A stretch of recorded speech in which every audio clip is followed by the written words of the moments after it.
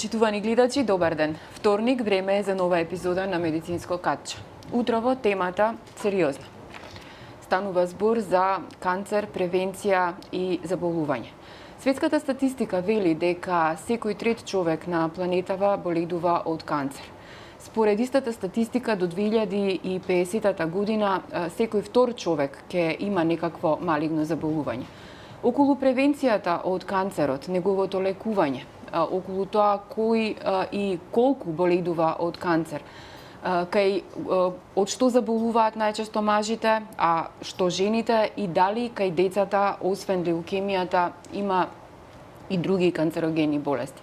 Утрово на оваа тема зборуваме со доктор Даниела Поповска, онколог од приватната болница Џивадем Систина. Докторка, добар ден. Добар ден. Темата денес карциноми, она што го работите практично. Според светската статистика, бројките воопшто не се бројките се премногу лоши. Во 2050 година, според истата статистика, се предвидува дека кај секој втор човек ќе се појави некое онколошко заболување.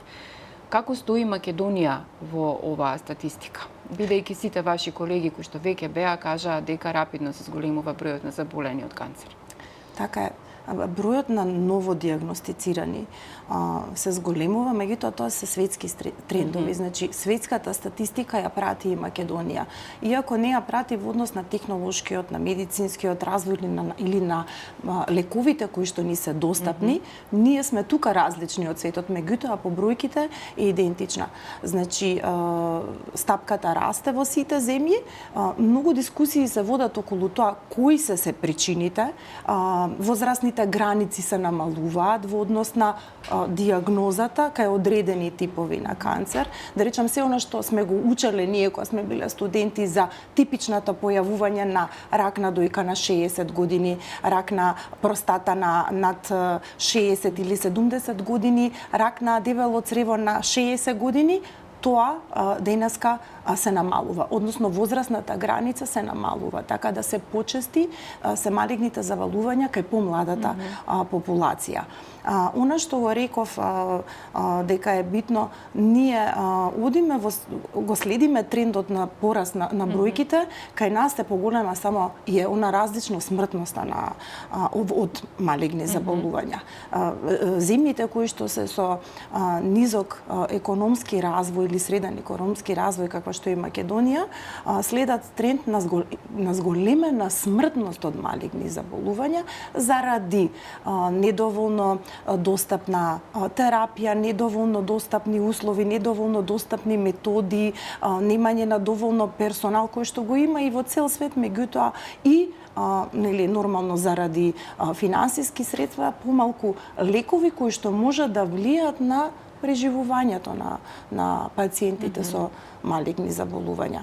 Ви благодарам на поканата денеска и она што поентата и што сакаме да дадеме до знаење, рековте на почетокот, не е убава темата, меѓутоа ова е реалност. Ние не треба да го стигматизираме малигното заболување, значи треба да сме свесни, да сме правилно информирани и да можеме правилно да одлучиме.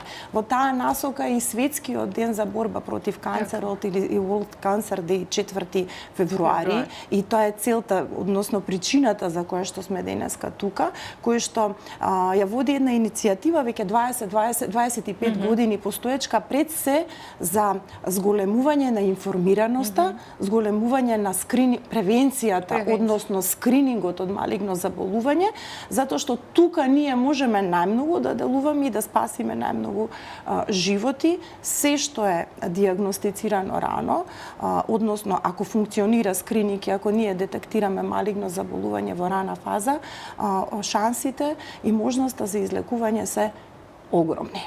Кога сме веќе кај скринингот, еве како онколог, на што треба да се обрне највеќе внимание? Кои симптоми не треба да ги игнорираме? Има ли некакви унифицирани симптоми кога станува збор за некакво онколошко заболување? Постојат во малигните, во сите, се зборуваме генерално за сите малигни заболувања, така постојат некои општи симптоми кои што не секогаш можеме да ги поврземе. Меѓутоа, ако траат долго, ако се повторуваат и ако ние знаеме кои сме, односно си го следиме телото, ги следим, знаеме каде сме слаби, кои ризик фактори ги имаме во однос на наследност, што во фамилијата, дали имаме некаква фамилиарна позитивна анамнеза, историја за канцер, ќе знаеме и на што да обрнеме внимание. Најчести симптоми сега, значи секако треба ние да знаеме дека нешто не е во ред. Ако еве било кој од нас пациент, да речам, има долга кашлица, која што не поминува, долга температура која што трае или ноќна температура, профузно, долго потење. Сите тие може да бидат симптоми кои што ќе не асоцираат со канцер на бели дробови. Ако некој човек, да не речам и пациент, има подолг период, е пушач, долгогодишен пушач, работи во загадена средина, има и дополнителни фактори од околината кои што загаден воздух, издувни гасови, да речам и други присутни материи, работи во прашина, во вулканизер, значи ризик фактори од околина. Ако има фамилиарна и најголемата причина за развој на канцер на бели дробови, ако е долгогодишен пушач и има било од кој од овие симптоми што ги немал претходно, значи треба да знае дека нешто се случува и да направи преглед. Истото се однесува, да речам, и на во однос на ракот на дебело црево. Симптоми. Сите малигни заболувања може да имате негенерализирана слабост, малаксалост, која што може да и во други заболувања, нема да се малигни. Меѓутоа, поспецифично за рак на дебело црево се симптоми промени во начинот на празнење, во дефекацијата, односно или чести обстипации, или чести течни столици, значи диареи, кои што ги немало претходно. Самиот пациент ако знае дека недобро се храни, нема здрава исхрана која што е богата со влакна, ако е со поголема прекумерна телесна тежина, ако во фамилија има историја на канцер, треба веднашка да свати дека треба да се најмалку што ќе направи за себе е да оди на преглед. Значи, во однос на ова се почнува од оние што се најчестите диагнози кај мажи и кај жени. Маж кој што почнува многу често да мокри, кој што почнува често ноќе да мокри, а е на помлада возраст, да речем од 50 години, па и да е над 50, тоа е потипично, нели, не секогаш е врзано со малигно. Ако има историја дома на канцер на простата, ако е обезен, ако често конзумира неправилна исхрана, масна исхрана, алкохол редовно, сето тоа си знае како живее, значи кои се навиките, меѓутоа ако нешто се појави како симптом што не е типично и трае, не поминува за краток период, треба да се направи преглед. Во однос на канцерот на дојка, жените си ги знаат дојките, го знаат телото, било каква болка, промена во кожа и нечесто не значи дека е често таа грудка да се пипа, да може да ја забележат. Промена во брадавка, исцедов од брадавка, ако имаат фамилиарна историја. Сето тоа, ако имаат прекумерна тежина, ако имаат нездрав начин на живот, сето и историја на инвитро процедури, земање на повеќе, можеби над екзогени, надворешни хормони, значи сите тие може да бидат ризик фактори. Меѓутоа, најбитно е што треба да знаеме, 50% од луѓето немаат никаков ризик фактор, живеат by the book, особено за канцер на дојка, а пак може да имаат канцер. Значи, канцерот, односно малигното заболување е мултифакториелно, меѓутоа, ако имате ризик фактори, само знаете дека поинаку треба да се следите и да одите на превентивни прегледи. Најбитното во сето ова е превентивните прегледи, скрининг прегледите. Тоа е кај нас се почнува практично од матичните лекари. Така е. Имаме ли некаква национална програма превентивна, зборувам за одредени типови на канцер, освен за дојка, колку што јас сум запозната? Мислам дека во другиве области се уште. Што нема? Што треба да направи еден пациент кај неговиот матичен доктор, доколку нели е здрав, меѓутоа еве му треба смета дека треба да направи некаков превентивен преглед? Прво да одговорам, односно, скрининг програма за дојка во нашата земја има. Таа веќе во последниве 2-3 години, да речам, се спроведува. И за нема ни да го употребам зборот, не сакам да кажам за жал, меѓутоа се уште не е доволно посетена. Дури и оние пациенти кои што се пријавуваат на скрининг, не одат и не се јавуваат на прегледот. Дали 40% имам некаков податок дека од жените само одат на редовен закажан скрининг. Преглед кога се работи за редовни превентивни прегледи за канцер на дојка. Во однос на другите немаме воведени се уште програми, меѓутоа и за тоа е светскиот канцер ден, значи ден да се повикаат и властите и оние кои што ги прават политиките и планираат дека не треба да се прекинува со нешто што е почнато, или ако не е почнато да се почне и да се оди без разлика која политичка партија или кој е министер за здравство. Тоа е да има правилен план и односно стратегија национална која што ги обединува примарната, секундарната превенција од малигни заболувања и вклучувано веќе тука терциерната, односно начинот на лекување кај малигните заболувања.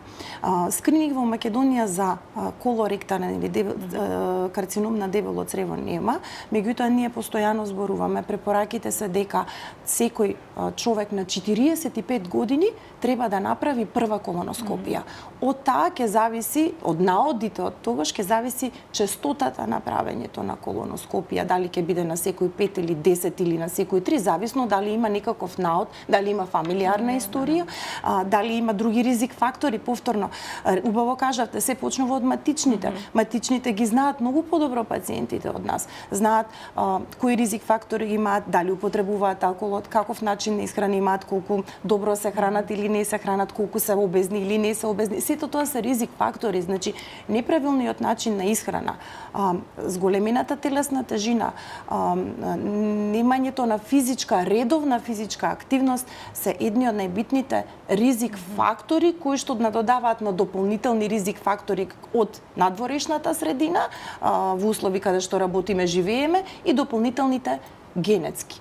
Меѓутоа, генетските фактори се само 10% кои што влијаат во однос на развивање на канцер. Не мора и да носат ген за одреден тип на канцер. И кој да има, секој што има генетско не значи дека ќе се разболи од канцер, само има зголемен ризик во оној што нема генетско, а за да развие еден човек малигно заболување, значи влијаат сите овие фактори што ги набројав.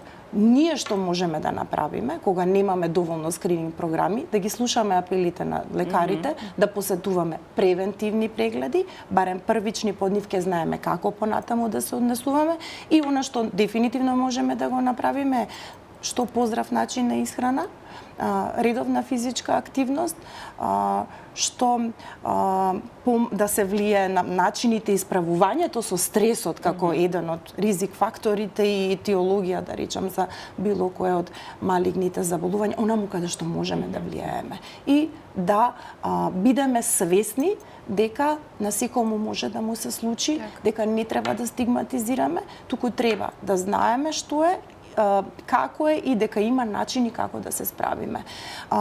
Во деновиве се почесто, долго време е така дека ни се случува, што го кажав, намалена е возрастната граница. Се случува да дојдат 20 годишни пациенти, 25 годишни пациенти со канцер на дебело црево, кои што не биле во здравствениот систем биле пропуштени. Зошто? Заради тоа што дури и лекарите како такви мислат дека веќе на 20 години се уште не може да ти се случи канцер на дебело црево. Не може. Значи, наше е со она што го знаеме, што нашата едукација да ни овозможи да го упатиме, насочиме и информираме правилно пациентот, да преземе чекори и да се справи со ситуацијата. Многу е лесно и нешто што најмалку го почитуваме, да тапкаме некого по рамо, дека се е во ред и да не се секира. Кој ќе знаеме и да сме сигурни, ќе провериме дека се е во ред, тогаш мирно ќе спиеме сите. Докторка, спомнавте 25 годишен пациент, 20 годишен со карцином на дебело црево. Има ли некои такви екстреми, еве конкретно во Македонија, бидејќи сите напоменуваат дека не само кај дебело црево, кај кои типови на канцер е спуштена таа граница. Карциномот на дојка веќе знаеме дека се оперираат и 18 годишни пациентки. Има ли некој карцином кој што исто така драстично е спуштен на границата, бидејќи овој колоректалниот порано беше над 50 години? Над 60, да речеме, да, е спуштен на границата. Значи исто за сите. Веќе нема такво правило. Ние не живееме во исти услови и ист начин како што медицината ги правела истражувањата и ги дала заклучоците или препораките пред 20 години. Светот е сменет, луѓето се сменет и генетиката на луѓето и надворешните услови се сменет и планетата е сменета. Така да ние очекуваме дека сето тоа се менува. Дефинитивно имаме пациенти 20-30 годишни кои што имаат, значи во Македонија 38, мислам дека беа сега најскоро последниот пациент кој што е третиран со карцином на ректум, на дебело црево, кој што исто реков веќе е пропуштен во диагнозата заради тоа што го третирале. Возраста била пресудна. Возраста била пресудна. Еве да речам, тој конкретно пациентот имал крварење.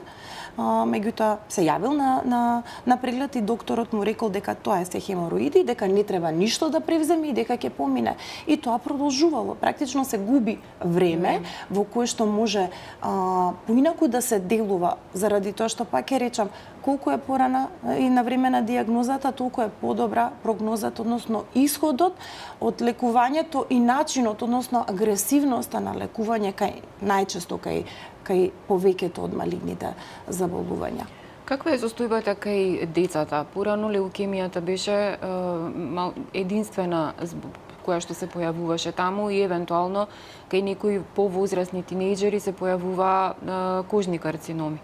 Каква е сега состојбата? Има ли таму карциноми кои што порано не беа детектирани во детска возраст? Значи, она што можам, сега сепак јас не сум детски онколог, не сум педиатриски, со тоа има посебна колешка има, например, во нашата институција која што се бави со педиатриска онкологија, меѓутоа леукозите, значи леукемиите, лимфомите се во детска возраст чести, тумори на мозок кои што не се многу чести, меѓутоа тие се типични во детска возраст. Оно што еве да речеме за препастувачки факт кој што јас и сите ние учејќи и студирајќи низ цело овој образовен процес исто така би рекле нема можности дека ќе може да се случи и малиген меланом кај дете. Значи може да се случи и тоа. Сето тоа повторно кажува на тоа дека се менува околината, се меруваат надворешните фактори. Еден од ризик факторите за меланомот е изложеноста, експозицијата на сонце. Секој од нас има различна генетика. Луѓето кои што се светли, кои што се бели имаат многу поголема склоност. Тие треба да се свесни дека заштитата е првата работа во превенцијата на тој тип на малигно заболување. Можеме ли при крај на интервјуто сме да направиме една подалба или кои типови на карциноми се појавуваат кај жени, кои кај мажи, кои се виновни, да кажам, за смртноста кај едните и кај другите и да им препорачаме нешто за крај на интервјуто на пациентите, што треба да направат за да не се доведат во ситуација да се пациенти, превентивно да се делува. Уште еднаш ќе кажам, во име на овој ден, во име на Светскиот ден за борба против ракот, се повикува на тоа дека веќе ние и сите ние се трудиме да го гледаме секој човек како човек, нешто повеќе само од пациент. Односно, одиме кон персонализиран начин и на диагноза и на третман. Тоа е она што сакаме да не обедини и нас и ние сите сме од една заедничка страна. Не сме ние докторите од една страна, пациентите од друга страна. Тоа е прва работа што сакам да го ставам како повик до сите. Втора работа на која што сакам да одговорам, прашањето кое што ми го поставивте, како и во светот и во Македонија, најчесто диагностициран карцином кај жените ракот на дојката со втор поред во однос на смртност. Најчесто кај мажите е карциномот на бели дробови, прв по смртност и кај жените е прв по смртност карциномот на бели дробови. Втори исто така по инциденца или по број на ново заболени на 100.000 жители е кај мажите карциномот на простата и колоректалниот карцином. Тие се оние најчестите водечките во кои што ни ги зголемуваат бројките на диагноза и во Македонија. Да речам, кога почнав да влегувам во водите на онкологијата пред повеќе од 17 години и работев на клиника за онкологија. Бројот на новодиагностицирани во текот на една година беше околу 3000. Сега, она што знаме дека најмалку 5000 ново заболени има годишно, тоа е скоро повеќе од сите типови на карциноми, така. За сите вкупно зборувам, меѓутоа предоминантни се канцерот на дојка со околу 1200 до 1500 ново диагностицирани случаи. Истото се однесува на бели дробови пациентите и со колоректален карцином и простата. Тие се оние кои што се најчестите и најголеми бројки на пациенти. За крај на интервјуто препорака една до сите пациенти што се треба да направат во текот на годината, барем на една година, и на колку време треба да се прават тие превентивни прегледи? Моја порака до сите пациенти, како што велам дека се случува меѓу нас, значи секој човек може да биде пациент и од едната и од другата страна, да си го слуша симптомите, да не се плаши од дијагнозата, не треба да го стигматизираме канцерот. Во денешно време има многу современи начини на пристап на лекување и многу од пациентите живеат нормален, квалитетен и долг живот. Многу од малигните заболувања и се целосно излечиви и сето тоа зависи од стадиумот кога се детектирани. За да бидат детектирани во ран стадиум и за да зборуваме за излекување, треба да одат на превентивни прегледи. Заради она што го кажав, кои се најчести, првото е скринингот за дојка, значи да се оди на редовна мамографија. Секоја жена на 40 години да оди на мамографија. Тоа е начинот на скрининг на дојка, ако треба се прават и дополнителни методи.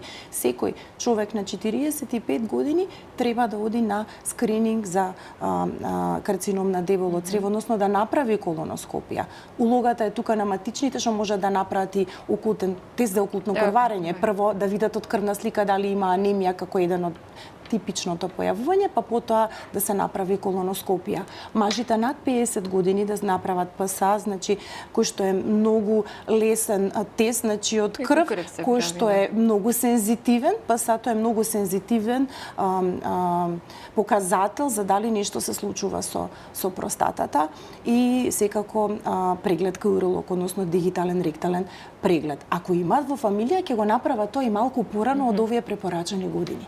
Пушачите во Македонија, еве сега оди на тоа дека му закон се спрема, кој што го почитувам многу и секогаш зборуваме за тоа дека има права на пушачите, а никогаш не зборуваме за правата на непушачите во јавноста, затоа што ние не сме доволно гласни. Значи, пушачите треба да знаат и сигурно секогаш знаат дека имаат зголемен ризик од канцер на бели дробови, меѓутоа повеќето од луѓето во Македонија мислат дека на нив тоа нема да им се случи. Тука е заблудата. Ако веќе решиле, тоа е одлука да пушат, треба само да знаат дека би требало да прават почести прегледи. Постојат во светот скрининг прегледи и во некои од земјите се воведуваат во Европа. Хрватска би рекла, не сум сигурна, се уште дека има во Србија, меѓутоа и тој се уште не е доволно посетен, исто како што зборувам и за дојка, меѓутоа нешто од некаде треба да се почне. Се додека немаме ние таков план и програма, односно скрининг, оние кои што се пушачи, кои што се долгогодишни со голем број на цигари, кои што кашлаат, барем треба да направат или рентген над 40-та, 50-та година, или постои во нашата болница се спроведува нискодозен ЦТ, кој што може да дојдат да си го направат, ако се свесни колку долго пушат, кои ризик фактори ги имаат и во однос на околина и начин на живот. Тоа е она што би рекла. И секако да си ги слушаат симптомите и телото. Значи, секогаш е добро да се докаже дека се е во ред преку тестови и испитувања, отколку да седиме, да ги буткаме работите под тепих и да викаме мене не може да ми се случи нешто. И на секој може да му се случи и е решливо, ако не се крие, ако не ги криеме работите и не ги ставаме. Така. Под тепих. И за крај, еден заклучок дека карциномот се лекува по повод утрешниот ден или за превенција за рак. Ви благодарам, доктор Поповска, за гостувањето во Слободен печат. Се надевам дека едукативно им делуваме на гледачите и дека барем ќе се направат превентивни прегледи за да не станат пациенти. Уште еднаш благодарам. Вие, почитувани гледачи, останете со програмата на Слободен печат. Следите го нашето веб издание и секако очекувајте го издавањето на нашиот весник. Ви благодарам за вниманието.